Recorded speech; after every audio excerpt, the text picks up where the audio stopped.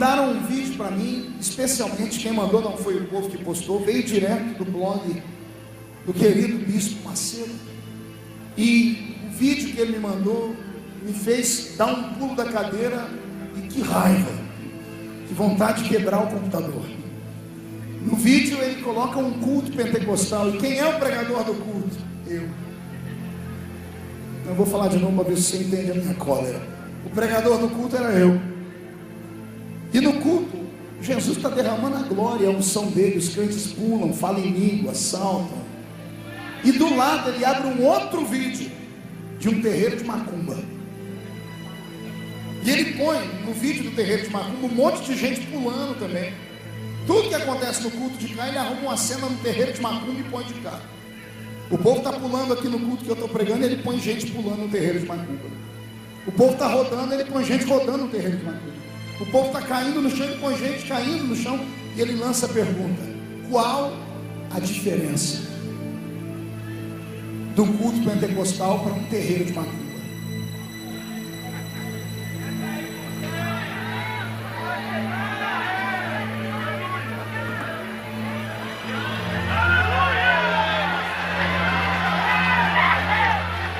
Eu não sei se é bênção para você ou maldição. Eu vou mandar essa mensagem aqui para o programa de TV, meu programa em rede nacional, e vou transformar ele em flash para o YouTube, porque aqui vai a resposta para ele.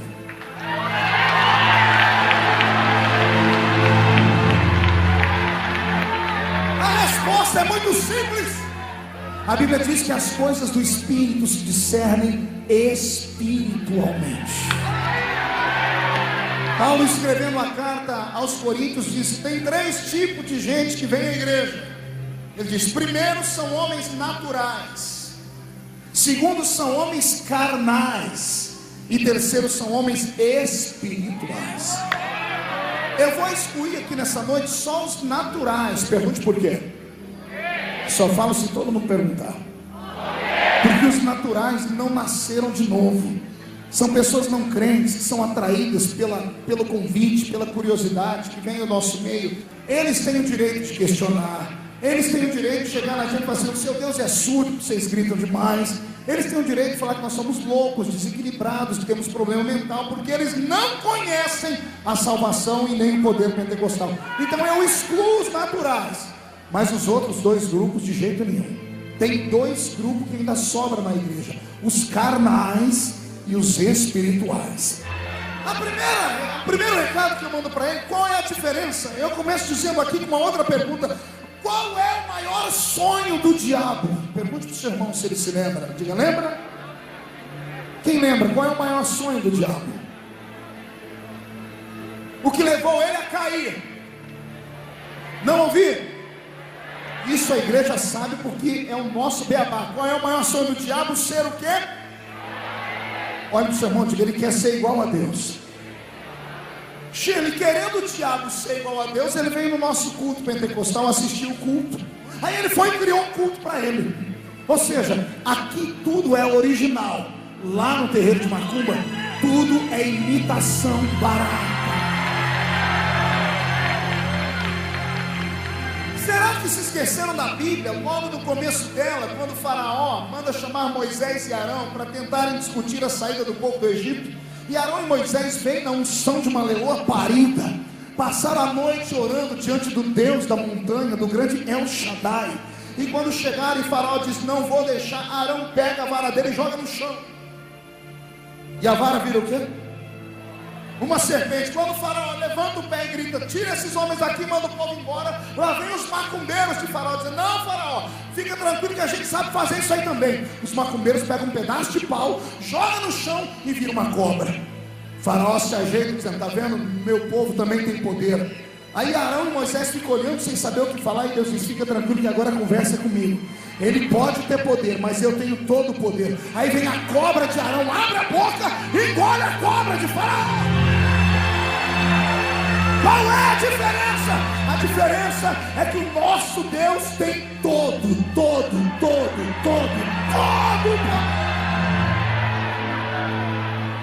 Qual é a diferença no Velho Testamento de um homem que, quando fica cheio do Espírito Santo, crava as mãos de um portão que pesava 3 toneladas na cidade de Gaza? Ele põe o portão nas costas e anda para o alto da montanha e joga o portão lá. Aí no Novo Testamento tem um homem dentro de um cemitério que Jesus vai visitar. Ele chama-se, a Bíblia chama ele de endemoniado de Gadara ou Gadareno. Quando a Bíblia diz que Jesus entra no cemitério, o narrador fala: e havia um homem que morava nas sepulturas, que nem as correntes prendiam o seu braço, ele arrebentava as correntes. Nós temos um super-homem no Velho Testamento, cujo nome é Sansão, e temos um super-homem no Novo Testamento, que é o Gadareno. Qual a diferença dos dois? Porque os dois têm poder e fazem coisas que um homem comum não faz. Pergunte para mim, qual a diferença, pastor? A diferença é que quando o diabo está imitando, entra dentro do cemitério e Yeshua Hamashia. Não entendeu? Eu vou repetir. Entra dentro do cemitério o dono do poder. Quando o diabo que quebra a corrente vê o dono do poder chegar, ele se curva e diz: que tenho eu contigo, o filho de Davi, vieste já para me prender antes do tempo. Tem uma mulher no Velho Testamento com a janela aberta da sua casa, ela está olhando para o povo, e de repente passa um homem que chama a atenção dela, não pela beleza, não pelo perfume, mas pela santidade. Havia uma áurea de santidade nele. Ele passa o segundo, o terceiro, não sei quantos dias. Um belo dia ela grita ele da janela, ela diz: ei, Senhor, vejo que tu és um homem de Deus. E ele entrou dentro da casa dela e abençoou ela, fez um quartinho em cima da casa dela para ele. Quem lembra dessa história? Aí no Novo Testamento tem 2 pregadores, Paulo e Silas, andando numa cidade, e vem uma mulher que tem uma revelação: eu vejo que vocês são homens de Deus. E ela vem gritando dias após dias: ei, parem para ouvir, porque esses homens são mensageiros de Deus, são homens de Deus. Qual a diferença? Pergunte, qual a diferença, pastor? As 2 mulheres tiveram a mesma revelação, olharam e viram Deus no homem. A diferença é que no Novo Testamento, quando Paulo percebe quem é que está adorando, quem é que está falando aquelas coisas, ele para e diz assim: Satanás, Deus não precisa ser glorificado pela sua boca, porque ele já tem a igreja para glorificar o nome dele. Sai dela! Eu quero dizer a você que o diabo é um grande imitador, e quem não compreende as coisas do Espírito vai ficar escandalizado mesmo. Quem não compreende as coisas do Espírito vai olhar para algumas pessoas, como eu vi acontecer aqui nesse culto. Eu vi ali atrás uma irmã desse coral lindo aqui, que estão usando blusa branca. Uma irmã, ela começou a dançar, a rodar, ela inclinou para cá, para cá. Algumas do lado foram incendiadas na hora, mas em compensação, eu olhei de outros lados, eu vi gente olhar, rir, abaixar a cabeça, chacoalhar, como que dizendo: que coisa horrível, eu nunca quero ser daquele jeito. Fique tranquilo, você nunca vai ser. Pode ficar tranquilo. O Espírito Santo não obriga ninguém a nada. O Espírito Santo é um cavalheiro, e quando ele encontra alguém que dá lugar, ele pega a pessoa e mostra que ele é Deus. Ele não vai se manifestar na sua vida nunca, também pudera. A pessoa que eu vi murmurar estava com a lixa na mão, lixando a unha. Alguém avisa essa pessoa que isso aqui não é um salão de beleza, isso aqui é uma igreja, e o nome de Jesus está sendo glorificado nesse lugar aqui. Pode até ter uma parafernália de show, pode ter aqui uma grua, pode ter aqui homens que estão filmando, pode ter aqui aparência de show, mas não é show. O nome que está sendo adorado aqui, ele tem poder no céu, tem poder na terra, ele pode curar, batizar com o Espírito Santo e renovar. E se alguém que já sentiu a presença dele só mais uma vez, dá um grito de glória para mandar o diabo embora desse lugar. Eu vou dizer para você o que aconteceu com esse homem. Isso quando acontecendo não é só com ele, de uma outra igreja. Acontece a mesma coisa na nossa igreja. Há uma geração no nosso meio que não sofreu. Há uma geração no nosso meio que não carregou cruz nenhuma, que quando chegou no Evangelho já estava tudo pronto. Congregar aqui nessa igreja é lindo, tem ar-condicionado, tem sistema de TV, tem cantina lá fora. Você está sentado lá de pessoas lindas e belas. Dá uma olhadinha do seu lado, você vai ver se eu estou mentindo. Pelo amor de Deus, eu nunca vi tanta gente bonita aglomerada num lugar só. Dá gozo na alma e gosto congregar aqui. Mas talvez seja por causa desse conforto que está nascendo essa geração de crentes que acham que podem julgar as coisas do Espírito. Eu queria saber em que escola eles estudaram, qual foi a faculdade de teologia que fizeram, para poder serem juízes de causas espirituais. Tem gente que chega a dizer: olha, eu sei, aqui é a equação da fé. Se cair de costa é do diabo. Se cair para frente é de Deus. E se cair de lado é de quem, amigo? E se a pessoa simplesmente sentar, ela é o quê? Eu queria saber quem são esses homens e mulheres que acham que estudaram o suficiente. Olha, eu li a Bíblia de capa a capa mais de 30 vezes. A primeira vez que eu li esse livro de capa a capa, eu tinha 9 anos. E não foi esse livro. Foi um livro que tinha 73 livros. Esse nosso tem 66. Foi a Bíblia Católica, a versão Ave Maria. Eu li essa Bíblia mais de 30 vezes. Eu escrevi 18 livros acerca dela e uma enciclopédia de 700 páginas. Estou terminando uma agora de mais de 1.200 páginas. Tendo estudado essa Bíblia e feito mais de 6 faculdades de teologia e um mestrado que me deu esse anel de formatura que eu tenho no dedo, e dissertando em 3 idiomas, eu não tenho coragem de ver uma coisa que eu não entendo e abrir a boca para falar. Não, eu vou repetir. Não tenho coragem de tocar em alguma manifestação na igreja que eu não tenha revelação. Se eu ver uma pessoa cair aqui agora e rolar no chão e olhar para ele e eu não entender o que é, eu fico quieto. Eu tiro a minha mão. Pergunte por quê? Eu não sou o dono dessa igreja. Não sou eu que batizo com o Espírito Santo. Não sou eu que dou línguas estranhas. Não sou eu que faço o corpo dele tremer. Não sou eu. Eu sou um mero servo aqui dentro. E você também. Então, para você não perder a sua salvação, pastor, o senhor apelou agora. Você não sabe o que vem amanhã, se o pastor ainda deixar eu pregar amanhã.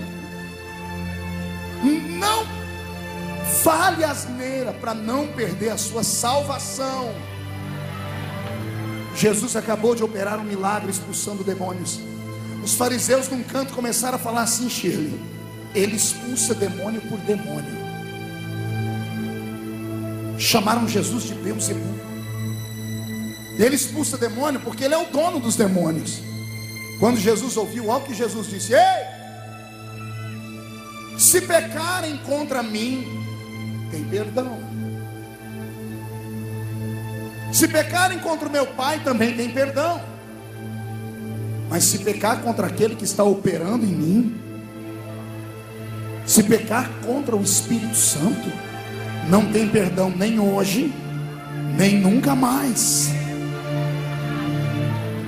Você entendeu o que é a blasfêmia contra o Espírito Santo?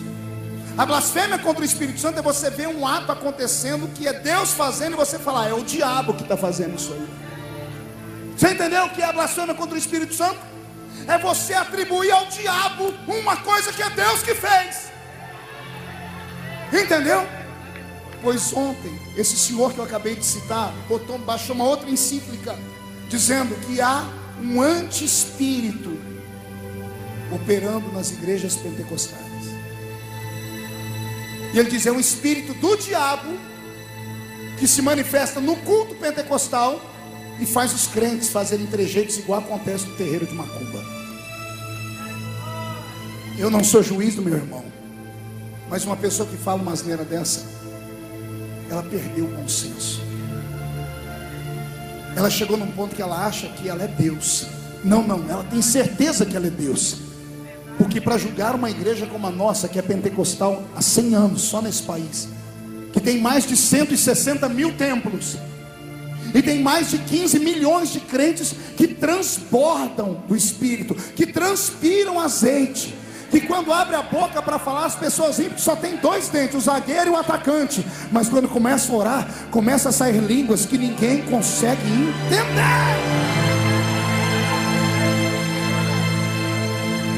Eu vou explicar, amados. O sonho do diabo é imitar Deus. E aprenda essa equação. Quando sobrenatural, eu disse o quê?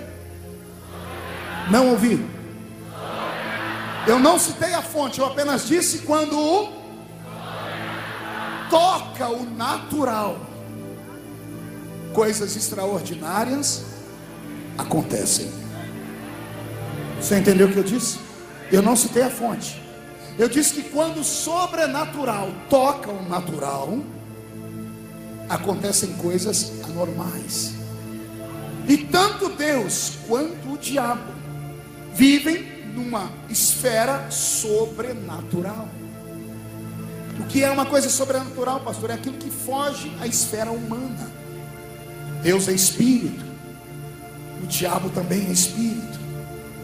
O diabo, ao ser feito, foi feito numa quinta grandeza maior do que todos os demais anjos. E, portanto, ele tem poder, porque a Bíblia diz que o dom é dado sem arrependimento. Quando o espírito do diabo toca uma pessoa e quando o espírito de Deus toca uma pessoa, ambas as pessoas começam a fluir em manifestações inexplicáveis. Não subestime o diabo.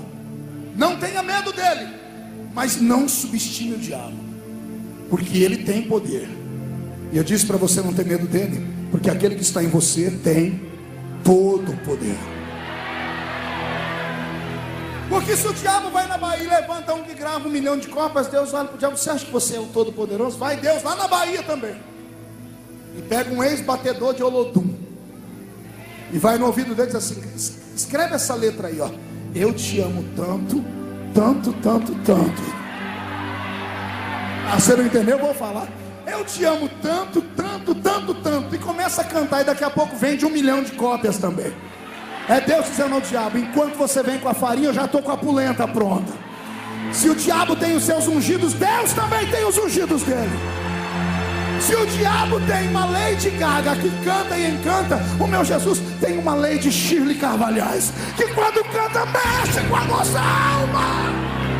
Eu quero que o diabo vá se lascar no inferno, porque a glória que habita nesse complexo assembleiano é ilimitada.